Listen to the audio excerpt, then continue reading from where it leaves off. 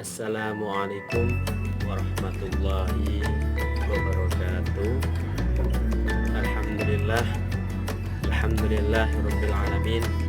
Bihi nasta'in ala umuri dunya waddin. Wassalatu wassalamu ala asrafil anbiya'i wal mursalin sayyidina wa maulana Muhammadin amma ba'd. Yang terhormat kepada dosen pengampu mata kuliah Manajemen Kepemimpinan, yaitu Bapak Abdillah Rosyidi MPDI, yang saya hormati dan yang saya banggakan kepada teman-teman semua, teman-teman Prodi MPI semester 3 yang insya Allah selalu diberikan perlindungan, selalu diberikan kesehatan di masa-masa pandemi COVID ini. Amin. Pertama-tama marilah kita panjatkan puji syukur kehadirat Allah Subhanahu wa taala yang mana telah memberikan kita nikmat sehat sehingga kita dapat belajar, kita dapat mengerjakan perkuliahan walaupun dalam kondisi daring karena situasinya tidak memungkinkan untuk kita bertatap muka. Salawat dan salam tetap kita selalu agungkan kepada baginda kita, yaitu Nabi Muhammad SAW, yang insya Allah kita mendapatkan syafaatnya kelak di yaumil qiyamah. Amin ya rabbal alamin. Pada kali ini kami dari kelompok 4 atas nama Ahmad Zainul Iksan, saya sendiri, dan Wawan Istiawan, rekan saya, akan sedikit membahas tentang munculnya teori-teori kepemimpinan dan juga apa saja yang menjadi teori-teori kepemimpinan tersebut. Nah, dalam hal ini saya akan menjelaskan yang pertama, yaitu munculnya teori-teori kepemimpinan. Nah, ada tiga teori-teori munculnya kepemimpinan. Yang pertama yaitu teori genesis, atau apa ya, dalam bahasa Inggrisnya itu disebut leaders are born and not made, yaitu pemimpin tidak dapat diciptakan tetapi muncul bakat-bakat alamiahnya yang dari lahir emang dia mempunyai bakat pemimpin tersebut. Dan pemimpin itu ditakdirkan menjadi seorang pemimpin dari lahir dalam situasi dan kondisi apapun. Nah, itu teori munculnya seorang pemimpin yang pertama. Nah, yang kedua itu ada teori sosial, atau bahasa Inggrisnya leaders are made not born. Jadi ini kebalikan daripada nomor 1, yaitu pemimpin tidak dilahirkan begitu saja, melainkan pemimpin itu harus dipersiapkan dengan matang, dididik, dibentuk, terus dikasih materi-materi yang mengenai tentang pemimpin tersebut. Nah, disiapkan, didorong, dipandu dari belakang. Intinya yang dari lahir itu dia tidak belum ada bakat. Nah, yang kedua ini adalah kebalikan daripada yang nomor 1 tadi. Ini belum ada bakat dari lahir, tetapi dia ketika lahir sudah mencukup umur dewasa, dia disiapkan, dia digembleng bahasanya lah ya, dia digembleng, dia diberi materi, dia diberi pengetahuan untuk menjadi seorang pemimpin tersebut. Nah, itu yang nomor 2, teori sosial. Terus yang nomor 3 adalah teori ekologis. Nah, teori ekologis ini apa?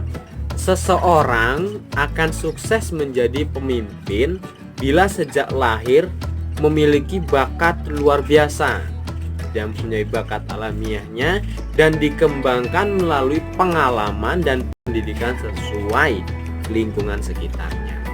Nah, nomor 3 ini berarti dia mencakup antara nomor 1 dan nomor 2. Yang nomor 1 tadi, dia mempunyai bakat dari lahir untuk menjadi seorang pemimpin, tapi dia tidak ya mendapatkan materi. Dia terus belajar, tapi dia emang udah mempunyai bakat dari lahir. Nah, dan yang kedua, dari lahir dia nggak mempunyai bakat sama sekali, tetapi dia terus giat belajar. Dia dididik, dibentuk untuk menjadi seorang pemimpin tersebut. Nah, dan nomor 3 adalah gabungan dari nomor 1 dan nomor 2. Dia punya bakat.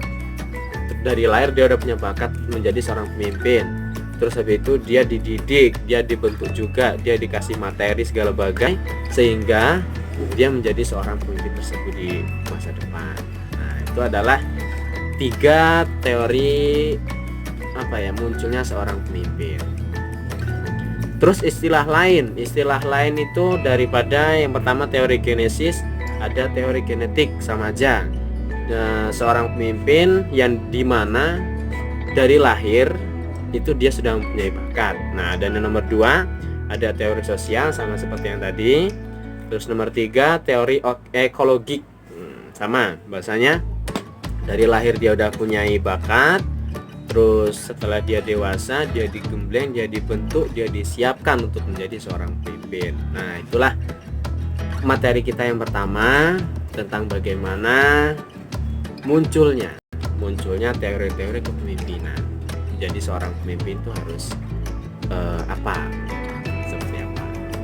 Baik, itu adalah materi pertama yang bisa saya sampaikan. Materi yang kedua yaitu tentang apa saja sih daripada teori-teori kepemimpinan tersebut. Nah, selanjutnya akan disampaikan oleh rekan saya yaitu Wawan Kristiawan. Kepadanya dipersilahkan. Assalamualaikum warahmatullahi wabarakatuh. Baiklah, di sini saya akan melanjutkan materi yang disampaikan oleh pemateri 1, yakni tentang teori-teori kepemimpinan. Kenapa sih dalam kepemimpinan itu membutuhkan suatu teori-teori? Karena teori kepemimpinan yakni merupakan penggeneralisasian suatu perilaku pemimpin dan konsep-konsep kepemimpinannya.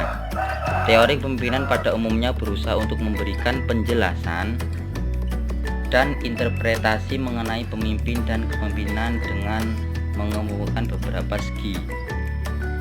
Munculnya pemimpin ada beberapa sebab seseorang menjadi pemimpin, diantara seseorang itu ditakdirkan untuk menjadi seorang pemimpin, dan yang kedua yaitu seorang menjadi pemimpin sejak lahir memiliki bakat untuk menjadi seorang pemimpin.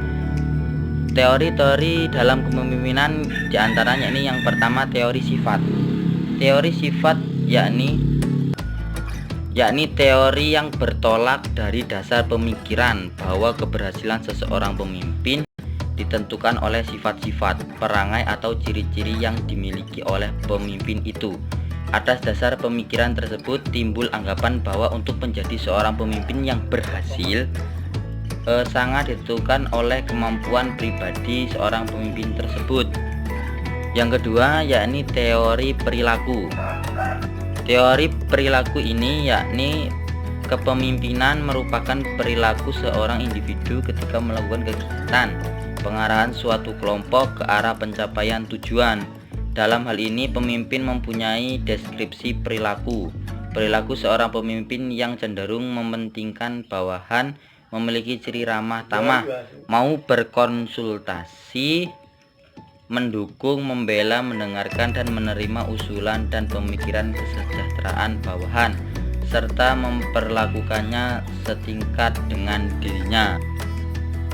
Di samping itu, seorang pemimpin terdapat pula kecenderungan perilaku pemimpin yang lebih mementingkan tugas organisasi.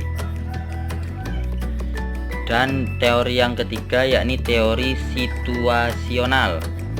Keberhasilan seorang pemimpin menurut teori ini ditentukan oleh ciri kepemimpinan dengan perilaku tertentu yang sesuai dengan tuntutan situasi. kepemimpinan dan situasi organisasi yang dihadapi dengan memperhitungkan faktor waktu dan ruang. Sekianlah materi yang dapat kami sampaikan tentang munculnya teori kepemimpinan dan teori-teori kepemimpinan. Kurang lebihnya kami mohon maaf. Pada Allah kami mohon ampun. Kami akhiri. Wabillahi taufiq wal hidayah. Wassalamualaikum warahmatullahi wabarakatuh.